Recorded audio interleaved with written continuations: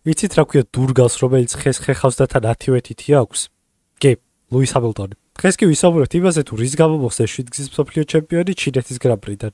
ჯერ საერთოდ გავერკვეთ თუ რა ჯადაბა უნდა ხეს ფორმულა 1-ის მანქანას და შემდეგ ლუისის მაგალითზე უკეთ აგიხსნით ყველაფერს. ხო, მართლა ხის ფიცარი არაა მიშურუფებული და თან ძალიან ფესი სახელიც აქვს. ჯებროკი. ხოლო უფრო მარტივად ხელი არყის ხის ფირფიტებს იღებენ, მჭიდროდ კრავენ და ფენოლურ ფისში შიდებენ. ხოლო ბოლოს მაღალი წნევითა და ტემპერატურით პრესავენ. მიღებული დეტალი კი ყველა იმ მოთხოვნას აკმაყოფილებს, რაც ავტოსპორტის ფედერაციამ დააწესა. ჯებროკი მსუბუქი, იაფი და რაც თავარია გამძლეა.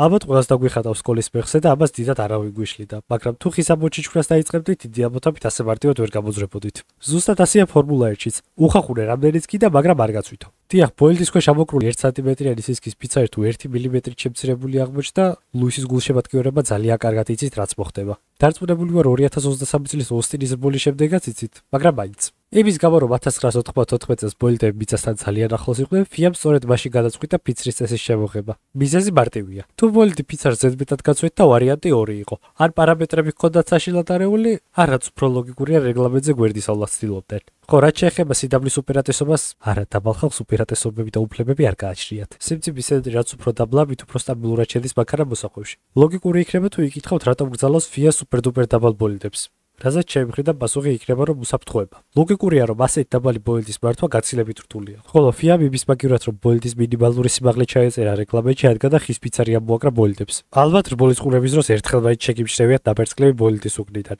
დიახ, ეს დაბერწკლები მანქანის საფართ ახახუნის შედეგად წარმოიქმნება. სანამ იკითხავთ, არა, ხერო ასფალტზე ახახუნოთ, დაბერწკალი არ წარმოიქმნება.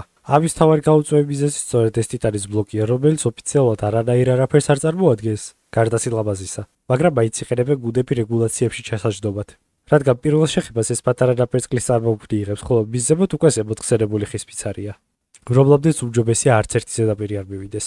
ხოლო ლუისის შემთხვევაში ბოილდს ვერც ტიტანმა უშველა და ვერც მომაზეციერმა. ბრიტანელის ხის ფიცრის სიმაღლე 8.6 მმ იყო. დიახ, 7 გზის მსოფლიო ჩემპიონი 0.4 მმ-ის გამო ბოილდად მოხსნეს. ზუსტად რომ წარმოიდგინოთ რამდენია 0.4 მმ, ადექით 4 თამახის ფურცელი აიღეთ და ერთმანეთზე დააწყეთ. ლუისი ერთადერთი ადამიანი არაა ისტორიაში, რასაკვირველია, ვინც ეს სასჯელი მიიღო. 1994 წლის ბელგიის უქმეებზე თვით მიხაელ შუმახერი მოხსნეს ზედმეტი ფიცრის წვეთის გამო. აწი თუ ვინმე ფორმულა 1-ის გუნდის გაკეთებას გადაწყვეტ, გეცოდინებათ თუ რას უნდა უფრთხილდეთ ბოლიდის აწყობისას.